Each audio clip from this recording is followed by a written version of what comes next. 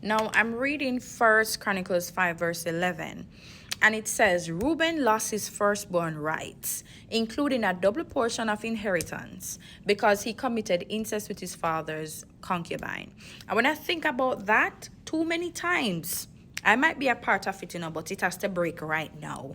Because too many times, our children, and their children, they experience hardship because of the things we do or things we didn't do. And by things that we do, I mean like the sins that we committed, the being disobedient, all of those things block the blessings that should flow from us to our kids. Now when I was growing up, I always hear my grandmother said, like, the mother sucked the sour grape and the children teeth edge. And it's like, it makes sense, because the things that you do, it may not necessarily affect you, but it affects your kids. And I wrote down here that God divided the blessings of the firstborn, because it's when you're a firstborn, you get double everything that people are supposed to get. Your siblings supposed to get, you get more. But what God did, because he did that, imagine sexual purity, you need to be pure. Because of what he did, God divided his inheritance into three. He divided between Judah, Levi, and Joseph, right?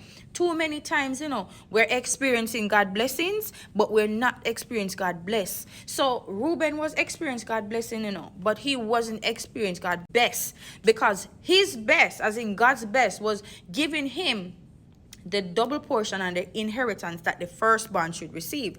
But because he partake in that sexual sin, he didn't get it. What is it that you're doing? What is it that you're allowing your flesh to pull you from? You need to put this thing under subjection. Like, sit down. When we say sit down, you sit down. Right? What is it that you are doing or partaking that you know is not right?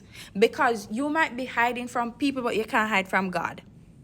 You can't hide from God, because God has a way of revealing things and exposing things. You have to remember. And you have to remember that when God gave Joseph the double portion that Reuben's supposed to get, Joseph was very faithful in everything. He endured trial. Remember, it's the same Joseph that the brother, same brother them, sell him, throw him in a pit and everything. And he was the same one that the lady then pulled him short and I said, come to me.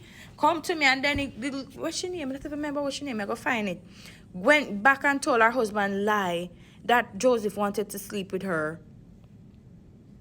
Me say, but Joseph remained faithful. He was hardworking. The spirit of excellence was all over him, right?